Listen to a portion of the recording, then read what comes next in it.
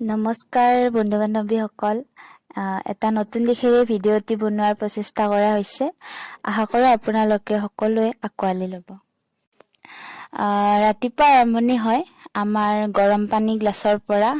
তাৰ পিছত লাল চাহৰ লগত বিস্কুট এনেদৰে খাই মই অকণমান কাম কৰি গা পা ধুই গোসাঁই সেৱা কৰি আকৌ ৰাতিপুৱাৰ ভাত খাবৰ টাইম হ'ল, তো ভাত খালোঁ। চিম্পুল ডিছ, কাচকল আৰু আলুৰ তৰকাৰীৰ সৈতে মই ৰাতিপুৱাৰ ভাত খালোঁ। তাৰপিছত মোৰ দৈনন্দিন কাৰ্য মেকআপ ষ্টুডেণ্ট হিচাপে কৰিলোঁ। তাৰো অলপমান ভিডিঅ' আপোনালোকৰ লগত শ্বেয়াৰ কৰিলোঁ। ক্লাছৰ পৰা আহি অকণমান জিৰাই আৰু দুপৰীয়াৰ সাজ খাবলৈ টাইমো হ'ল। তাৰপিছত দুপৰীয়া সাজৰ লগত খালোঁ দাইল, ভজা, বটা, আলুৰ তৰকাৰী তেনেকৈ। গাইজ, খাবলৈ কিন্তু মজা হৈছিল দিয়ক।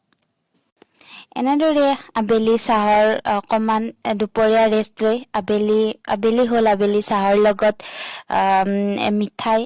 মিঠাই মানে আমাৰ বজালিয়ান ভাষাত লৱংগ বুলি কয়, লৱংগ বিস্কুট এনেদৰে খালোঁ। তাৰপিছত অকণমান টিভি অকণমান কিবা কাম কৰি ৰাতিৰ সাজ খাবলৈ টাইম হয়। ৰাতিৰ সাজৰ লগত ভাত ভাজি এনেদৰে খালোঁ। তো এনেদৰে মই ৰাতিপুৱাৰ পৰা ৰাতিলৈকে টাইমখিনি কটালোঁ। তো থেংক ইউ।